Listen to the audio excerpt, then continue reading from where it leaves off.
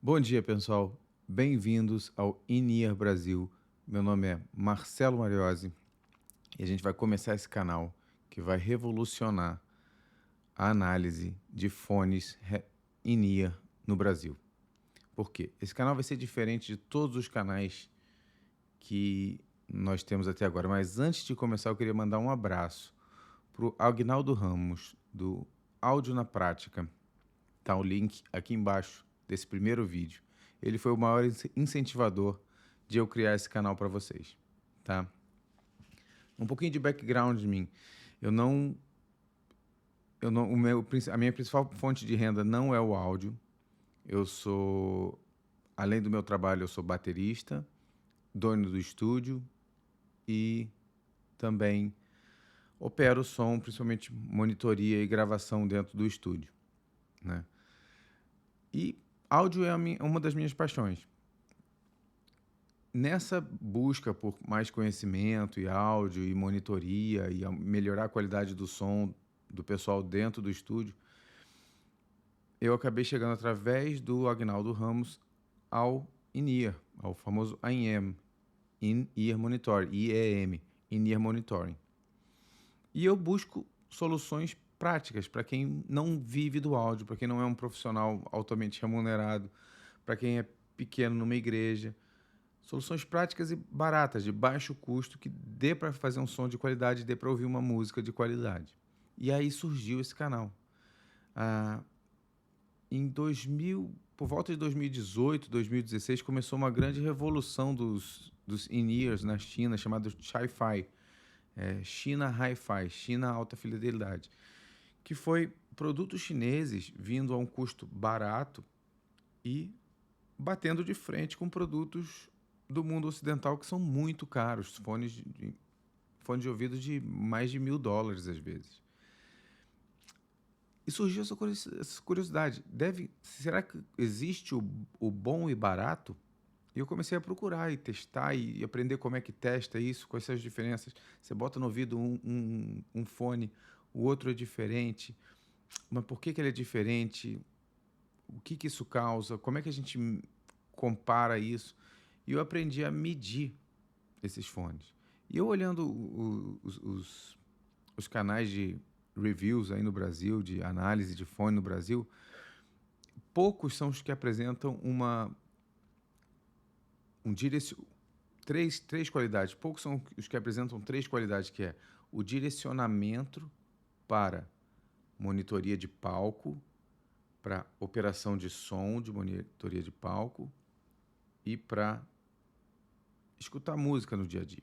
A maioria dos canais de análise de in-ear são de audiófilos, pessoas que fazem isso por hobby, geralmente pessoas com uma boa grana que podem comprar equipamentos muito bons. Uma outra característica é que esses revisores, esses youtubers, eles fazem... É muito difícil você achar no Brasil alguém que faça uma análise com uma medição técnica precisa, né? E eu fui a fundo nisso. E a terceira grande diferença desses sites é que eles não têm um teto. Eles analisam IEMs in-ears de $10 a in-ears de $1.000 ou mais, e headphones para audiófilos e tudo mais. Então eu decidi criar esse site, que é o In-Ear Brasil, esse canal de YouTube In-Ear Brasil, para revisar in-ears para monitoria e operação de áudio e música abaixo de $100 com análise técnica. E passar para vocês o que é bom, o que não é, como é que é um, como é que é o outro. Também tem eu vejo muito revisor aí recebendo material de lojas, de fabricantes e tudo mais. E eu decidi optar por um caminho, como isso não é minha fonte de renda, eu tenho a liberdade de optar por um caminho independente. Então eu vou optar por um caminho independente. Os in-ears que eu testo aqui e que eu vou mostrar para vocês, que eu vou reprovar, que eu vou aprovar, que eu vou recomendar, que eu vou falar que é só legal para ouvir música, etc., saíram do meu bolso. O estúdio pagou. entendeu? Eles saíram do meu bolso. Então eu tenho liberdade total para falar o que eu quiser deles. Se eu quiser meter a bronca e falar "É muito ruim", eu vou falar. Se eu quiser falar "Isso aqui é muito bom, vale muito a pena", eu vou falar. Isso dá uma liberdade, porque eu não estou recebendo nada de nenhuma fábrica, de nenhuma loja, de nada. Entendeu? Então isso é uma boa coisa. Liberdade, custo baixo, análise técnica e orientação para um fim, que é principalmente a monitoria de som. Beleza? O que dá um pouquinho de histórico nisso, como eu falei antes. Esse movimento de in-ears de alta fidelidade chinês começou lá em 2016, 2018. Eles chegaram nas marcas mais estabelecidas, como a Shure, como a Sennheiser, Bose, essas coisas. Isso para os fones over-ears ainda não está nesse ponto, mas para os in-ears está muito bom. Eu moro fora do Brasil. Aqui fora no Brasil, por exemplo, isso está uma febre, principalmente entre bateristas. Muitos bateristas estão usando marcas chinesas. O pessoal de outros instrumentos também já está passando. No Brasil isso está acontecendo também. E esse mercado é muito dinâmico, muito dinâmico. Dentro desse mercado, uma das marcas que mais se destaca nessa faixa de preço que eu decidi analisar é a KZ Knowledge Zenith, uma marca chinesa que tem outras marcas junto com ela na mesma fábrica, que é a KZ, a CCA e a Joyodio. Mas eu vou analisar muitos fones da KZ, mas vou analisar de outras marcas também e de marcas que são do mesmo grupo KZ, digamos assim. Entendeu? Como é que é o layout aqui do canal? Né? Vocês estão vendo aqui do lado de lá. Vocês estão vendo aqui do lado de lá? Esse aqui vai ser o layout do canal. Eu vou botar o gráfico. Essa curva que está aí é uma curva minha, é uma curva que eu analiso. Por que essas curvas... Isso é uma frequência de resposta. É como o headphone, como o in-ear, ele vai responder às frequências. A gente manda um sinal de mesma intensidade em todas as frequências e ele diz como ele responde. Né? Isso é muito característico. Você vê ali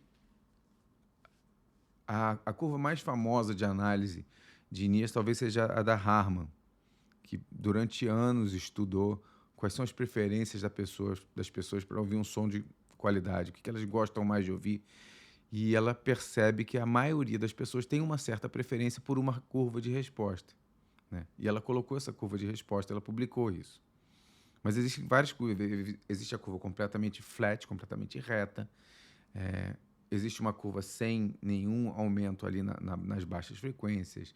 Existem vários tipos de curva. Cada revisor, fora do Brasil principalmente, cada um deles tem uma curva. Tem um projeto mundial chamado Auto EQ, que é uma curva parecida com a Harman, mas mais suave. E eu desenvolvi essa curva aí, que é uma mistura da curva Harman e a curva Auto EQ. A curva Auto EQ, essa curva aqui é como se fosse um V, um U médio. A curva Harman ela é um V mais acentuado. E a curva Auto EQ é um V mais suavizado. Dá um som talvez mais natural. Eu desenvolvi isso aqui e a gente vai, durante as análises dos fones, vocês vão entender como é que isso aqui funciona. Né? Mas basicamente isso aqui é um gráfico de frequência de resposta que vai do sub-baixo, baixo, médio-baixo, médio, médio-alto e as altas, que são divididas em presença e brilhança. Né? Todas essas bandas, elas afetam o som que você escuta. E os fones de monitoria e tal, eles têm determinadas características que funcionam aí dentro. Essa curva é uma curva base que a gente usa para analisar os outros fones. Esse sistema de medição de fone, ele não é 100% preciso. Se você analisar a curva de um medidor e a curva de outro analista, você vai ver diferenças no mesmo modelo de earphone. O grande barato disso é você poder comparar. É você poder comparar um fone com o outro, desde que eles sejam medidos pela mesma pessoa. Entendeu? Isso a gente vai fazer muito aqui também. E comparar com a nossa curva de base, a nossa curva padrão. Quando eu meço essa curva não foi só desenvolvida baseada nas outras curvas, ela foi desenvolvida também baseada nos in-ears que eu tenho, que eu escuto, que eu compro, que eu analiso e eu vejo. Isso aqui está mais ou menos assim. Esse in-ear aqui, ele tem uma alta frequência muito boa. Eu gosto dessa parte dele aqui. Aí eu aproximei a curva dele.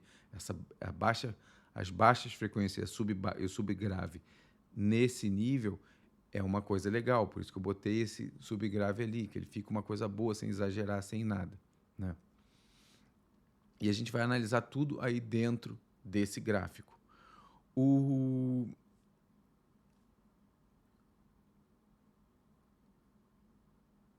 E também vamos comparar, dá para botar nesse gráfico comparando um in-ear com o outro, entendeu? Então sejam bem-vindos ao canal.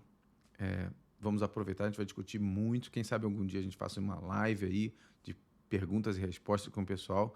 Mas esse canal aqui, ele é direcionado para quem busca fones in-ear para monitoria de som, para operação de som, principalmente operação de monitoria, e para escutar música também em geral, de boa qualidade, abaixo de $100. É lógico, alguma hora aqui eu vou mencionar um fone mais caro em comparação a algum fone que a gente tenha. Eu posso até recomendar alguns fones mais caros para quem quer comprar e quem tem esse dinheiro de investir mais, mas o foco desse canal é fones no máximo até $100 para divulgar, para promover isso, para promover a monitoria in-ear de baixo custo. Isso melhora muito a qualidade do som, melhora muito a experiência do músico tocando, porque às vezes você está num lugar de não tão desenvolvido assim, um ambiente não tão preparado para o som. Se você bota uma monitoria acústica no chão ali, é mais uma carga acústica para aquele ambiente.